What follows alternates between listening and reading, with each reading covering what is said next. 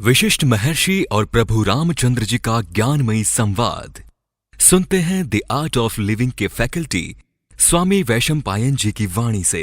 अगर आपने अभी तक इस चैनल को सब्सक्राइब नहीं किया है तो इसे जरूर सब्सक्राइब करें और सब्सक्राइब करने के बाद बेल आइकन को भी जरूर दबाएं। योग वशिष्ठ के अगले एपिसोड में आप सबका स्वागत है।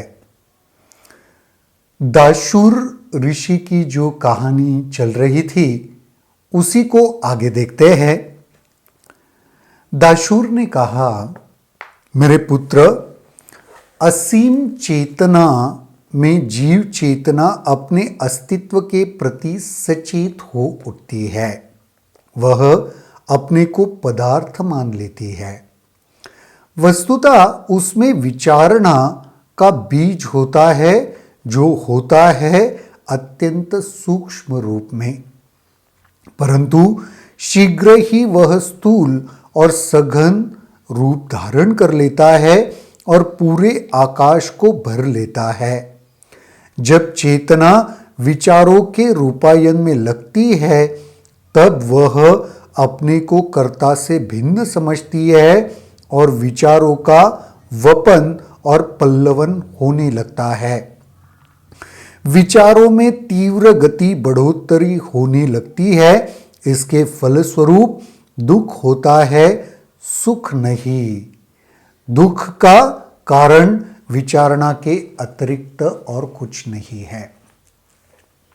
क्या आपने देखा है, मन में वो इच्छाओं का बीज कहीं पर एकदम सूक्ष्म रहता है।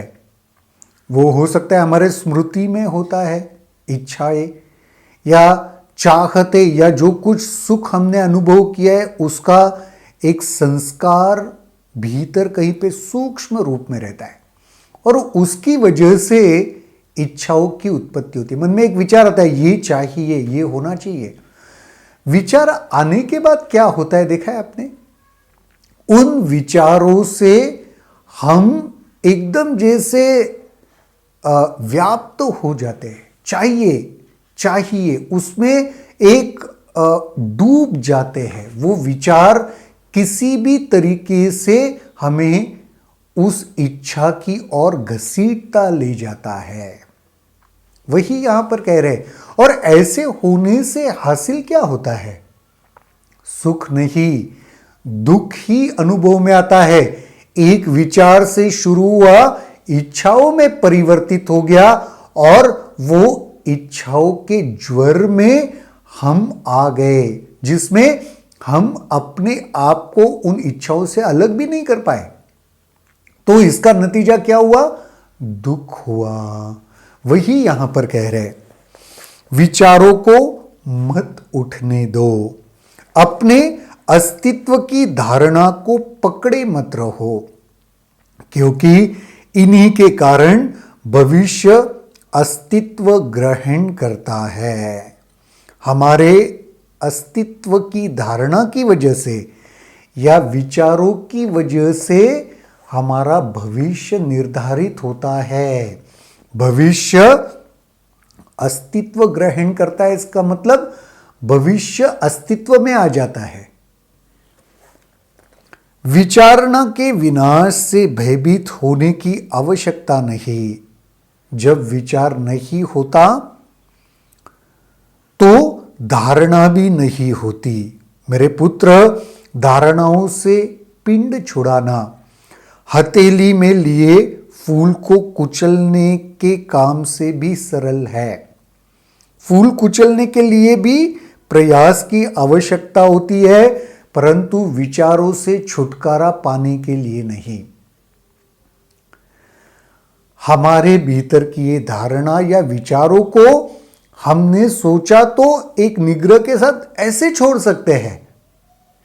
उन्होंने कहा, दाशूर ने कहा कि आपके हाथ में अगर फूल है तो उसको कुचलने के लिए भी प्रयास करना पड़ेगा, पर विचारों को त्यागने के लिए, इन धारणाओं को छोड़ने के लिए उतना भी एफर्ट्स, उतना भी प्रयास करने की आवश्यकता नहीं है।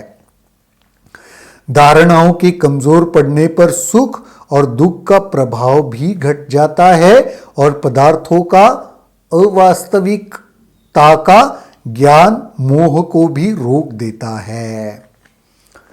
धारणाएं कमजोर होती है ना, तब सुख और दुख भी कम होने लगता है, उसके परे जाने लगते हैं। धारणाओं की वजह से ही सुख अनुभव में आता है और दुख भी अनुभव में आता है। धारणाएं मिट गई, सुख दुख भी मिट गया।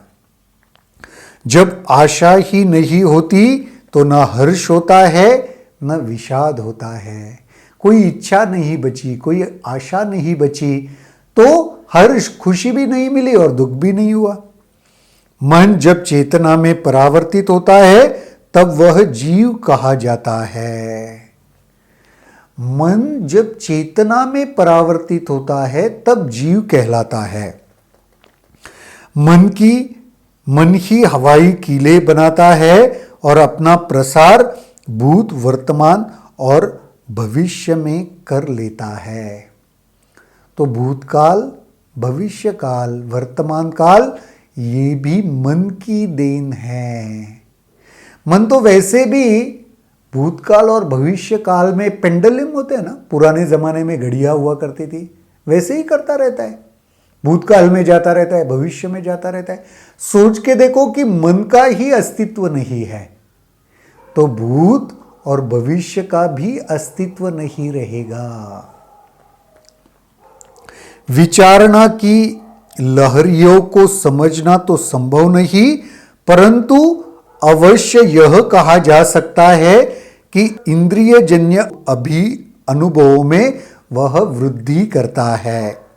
परंतु जब लहरियों को त्याग दिया जाता है तो इंद्रिय जन्य अनुभव भी समाप्त होते हैं। यदि ये धारणाएं वास्तविक है तो इन्हें कोयल की काली सा हटाया नहीं जा सकता, परंतु ऐसा है ही नहीं, अतः इन्हें नष्ट किया जा सकता है। मन ही सबका है कारण। हम योग वशिष्ठ जब से शुरू हुआ है वही देख रहे हैं, ये मन का ही खेल है। सारा संसार मन का बनाया हुआ है। मन को समझ जाओ, ये सारा खेल समझ में आ जाएगा। यहां पे दाशूर महर्षि भी वही कह रहे हैं, धारणाओं को हटाओ। वही हमारे जीवन का आद्य कर्तव्य और सबसे इंपॉर्टेंट कर्म होना चाहिए। वशिष्ठ ने कहा, ऋषि की बातें सुनकर मैं कदम वृक्ष से नीचे उतरा। कुछ समय तक हम तीनों आत्मज्ञान के संबंध में चर्चा करते रहे। मैंने उनमें परम ज्ञान को जागृत किया। इसके बाद मैंने उनसे विदा ली और वहां से चल दिया। हे राम, इस विवरण दृश्य संसार की प्रकृति को दिखलाने के लिए वस्तुतः किया गया है। इस प्रकार यह कथा उतनी ही सत्य है जितना यह संसार स्वयं सत्य है। यदि यह मानो कि यह संसार और मैं सत्य है, तब यह सत्य है। अपनी आत्मा में दृढ़ता से स्थित रहो। यदि तुम मानते हो कि यह सत्य भी है और असत्य भी, तो वैसे ही अनुभव में आएगा। हे राम, तुम्हें अनुभूति हो सकती है कि मैं करता नहीं, ना मेरा यह अस्तित्व है। मैं करता हूं और मैं सब कुछ हूं, दोनों है। मैं करता हूं भी और नहीं भी, जैसे धारणा बन जाएगी वैसे संसार और ये दुनिया अनुभव में आने लगेगी।